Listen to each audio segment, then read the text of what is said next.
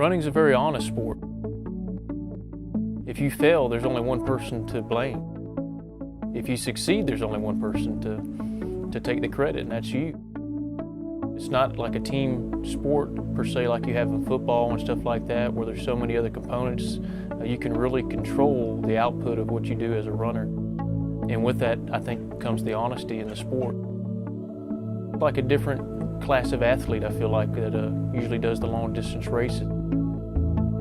You have to kind of be honest with yourself, with your ability, and then set a pace, and then follow that plan for the whole race. And you really don't get that in a lot of other sports. My name is Michael O'Rourke. I'm 33 years old. I'm married to my beautiful wife, Sarah O'Rourke. I'm a pharmacist, former Army, and an avid runner.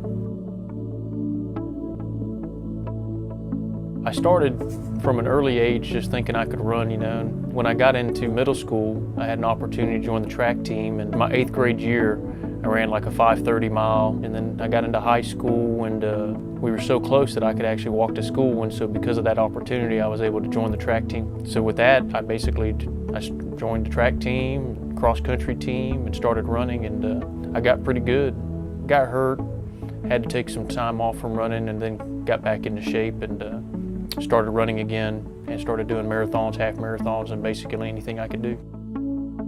I found out about the Great Wall of China Marathon kind of by accident. I had my subscription to Runner's World, and I was just kind of breezing through it and goofing off, and I saw like just a tiny excerpt about the Great Wall of China Marathon, being a very hard race, run on the wall. And so then I started doing some research till I told my buddy Derek about it. And as soon as I told him about it, and he's not even a runner, he was like, "Oh, let's go to do the Great Wall of China Marathon." He wouldn't leave me alone about it until we planned it. Next thing I know we had planned it, bought tickets, and me, Derek, and my buddy Johnny, we were fixing to fly over to China and do it.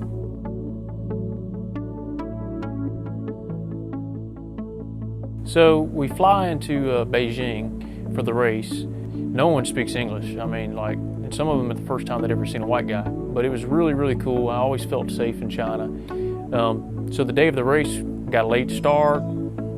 That's important because you get a late start. The sun's coming out now. You're running more of your race in the sun. And no one had any idea of what to expect for this race. We knew there was going to be a lot of stairs and whatnot. We had no idea the sheer magnitude of how difficult the race was going to be.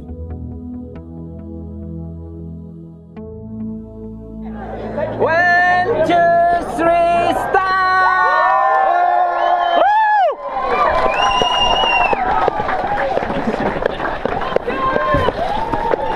And we've started the Great Wall of China Marathon.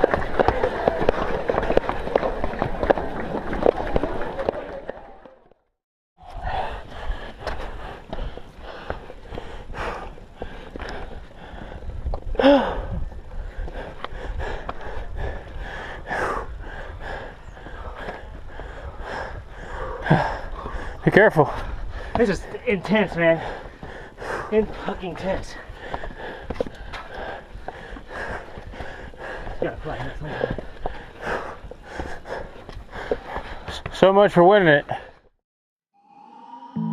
I went to the race injured, but I've run injured many times, so I didn't really think much of it. So the very first race, I got a couple miles into it, and all the jostling and climbing and jumping on the stairs and whatnot really started to bother my injury.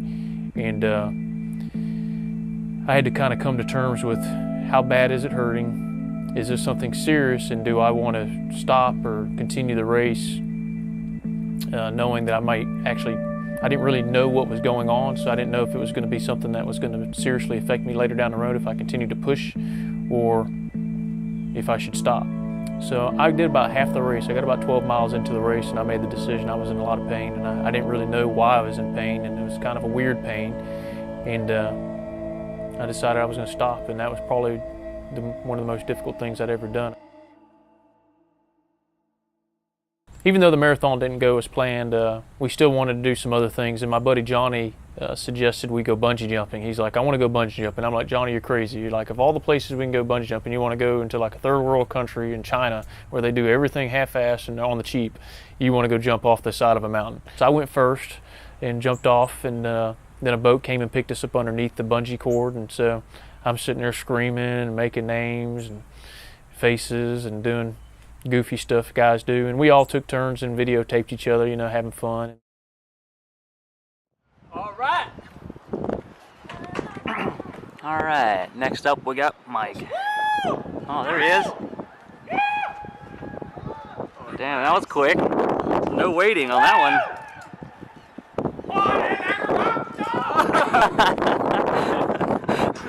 Party like.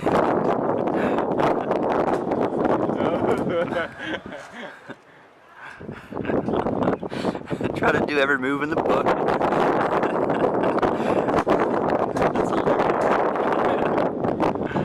Oh, okay. Oh, that worked out.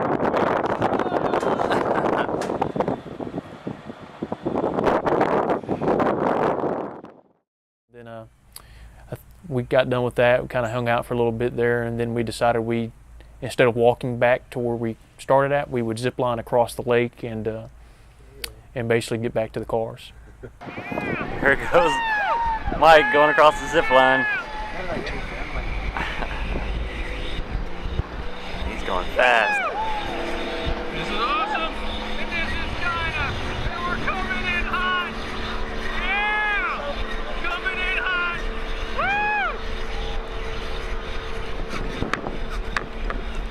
All right.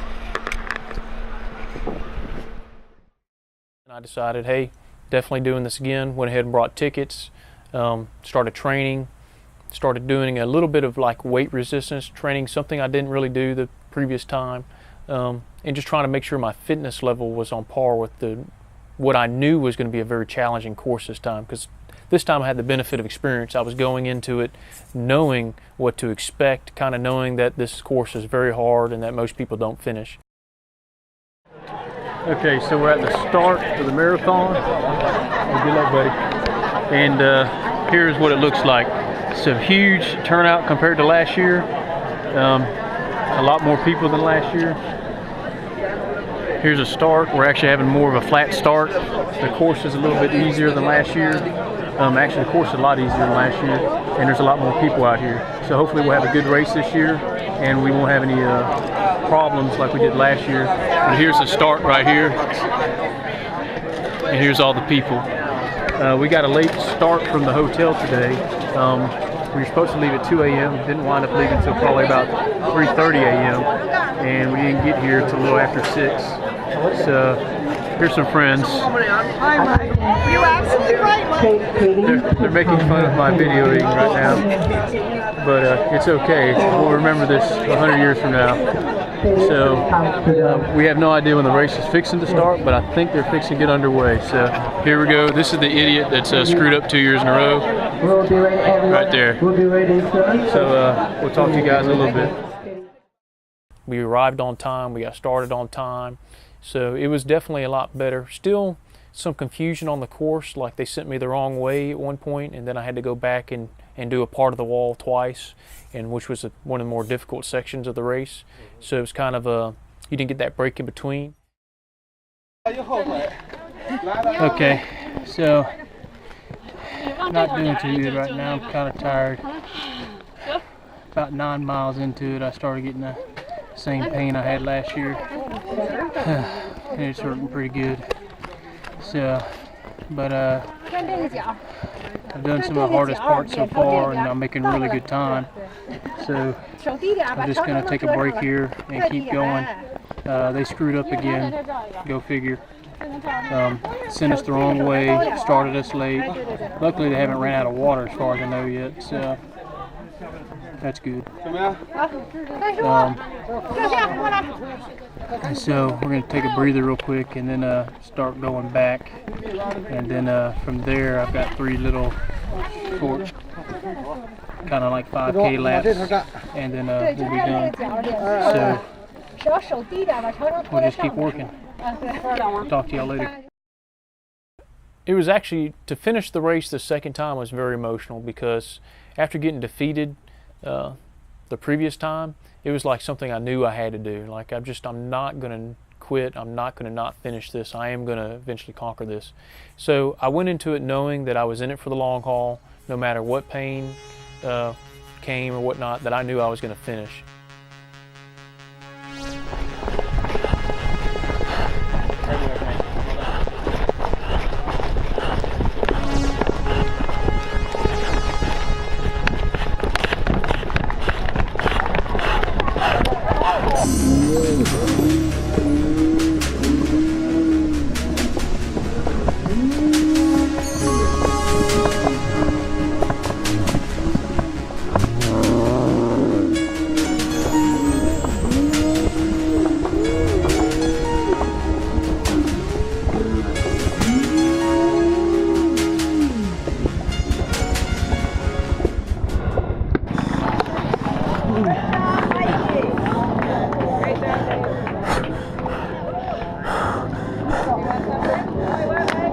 my medal. Right over there.